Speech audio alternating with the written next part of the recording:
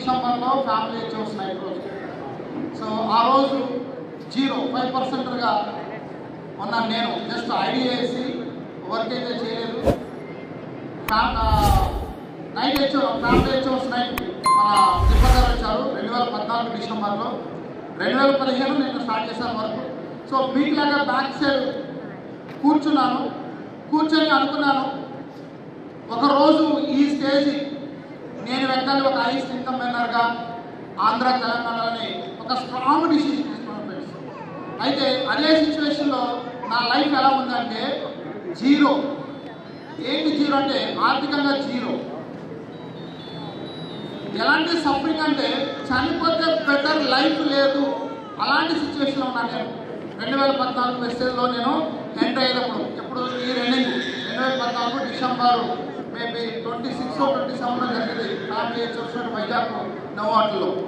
So అది నా first starting అనమాట. 2015 నుంచి స్టార్ట్ చేశాను. సో తిరగడానికి మనీ లేదు. ఫ్రెండ్స్ దగ్గరికి వెళ్ళి వెస్టేజ్ గురించి చెప్తుంటే ఫ్రెండ్స్ అందరూ కూడా రిజెక్ట్ చేశారు. ఇంట్లో సపోర్ట్ లేదు, బయట సపోర్ట్ లేదు, ఎవరు సపోర్ట్ లేదు. సో అలాంటి సిచ్యువేషన్లో ఇక్కడ ఎవరైనా ఉంటే ఇబ్బంది అయితే లేదు.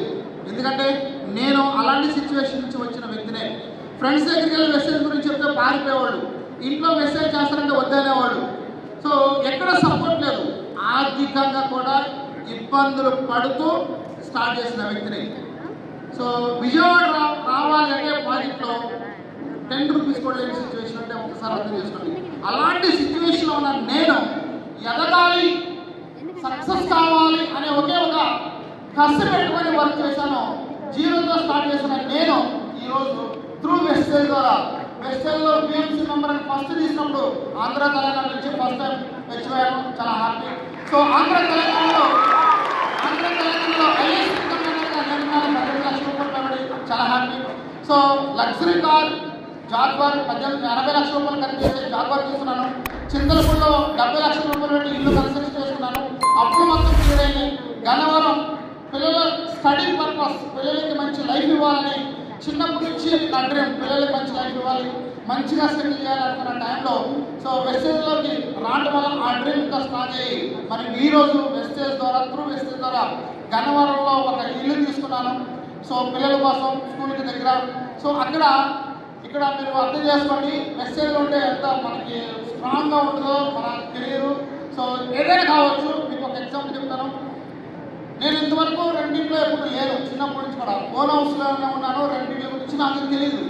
పిల్లల స్టడీ పర్పస్ కోసం గన్నవరం రెండింట్లోకి వద్దాం అనుకుంటే చాలామంది ఏం చెప్తారంటే రెండింట్లో ఉంటే చాలా ప్రాబ్లమ్స్ వస్తాయన్న, మనకు కోపం వచ్చినా వాళ్ళకు కోపం వచ్చినా మనమే చదువుకొని వెళ్ళిపోవాలని ఇలా చాలామంది చెప్పారు. సో ఇలాంటి సిచ్యువేషన్ అంటే నాకు ఇబ్బంది కాదు అనుకుని ఒక ఇల్లు కొనడానికి వెళ్తే ఆ ఇల్లు కొన్నాను. ఆ ఇంట్లో ఉన్నాం, పిల్లలు స్కూల్కి వెళ్తున్నారు, బాగుంది. 1 month గడిచిన తర్వాత ఏం జరిగిందంటే నాకు 2 కార్లు నేను చెప్పాను. సో 2 కార్లు ఉన్నప్పుడు 2 కార్లు పెట్టుకోవచ్చు అని చెప్పారు. అలాగే పెట్టుకున్నాను. వాళ్ళు మొత్తం వచ్చి కలెక్ట్ చేశారు. ఏం కలెక్ట్ అంటే ఒక ఇంటికి 1 కారు 2వ కారు పెడతాను, నేను 2వ కారు బయట పెట్టమన్నారు. సో ఎక్కడ పెట్టాలి బయట రోడ్డు మీద? నాకు చిన్నప్పటి నుంచి నేనుండే ఇంటి కిందకి పార్కింగ్ ఉండాలి. నా డ్రీమ్ అది. కార్లు రోడ్డు మీద పెడితే నాకు ఇష్టం ఉండదు, నిద్ర పడేది వాస్తవం చెప్పాలంటే, అంతకుమించి కార్లు అంటే. సో అలాంటి సిచ్యువేషన్లో కారు బయట పెట్టినా ఉన్నప్పుడు ఒకే ఒక మనం ఎవరైతే బయట పెట్టమన్నారో అతను ఇల్లు అమ్ముతానని ఎప్పటి నుంచో అంటున్నాడు. వచ్చిన కాడ నుంచి నాలుగు కూడా కొనుక్కో అన్నాడు. అప్పుడు ఒక మాట్లాడినాను, కారు బయట పెడుతుంది కదా నీ ఇల్లు ఎంత కాస్ట్ అని చెప్తే నా ఇల్లు 50 lakhs అంటే 50 lakhs ఓకే నాకు చెక్ రాసి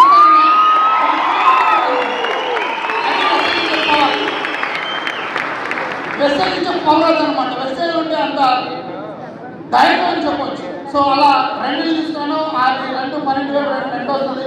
కారు పార్కింగ్ హ్యాపీగా ఉంది, ఇబ్బంది లేదు. సో అలా చింతలపూడిలో ఒక ఇల్లు, గన్నవరంలో 2 ఇల్లు, అలాగే ల్యాండ్స్ కొనుక్కున్నాను, హ్యాపీగా ఉంది. సో జీరోతో స్టార్ట్ అయిన నేను ఈరోజు ఎంత హ్యాపీగా ఉన్నానంటే అంత హ్యాపీగా ఉన్నాను ఫ్రెండ్స్.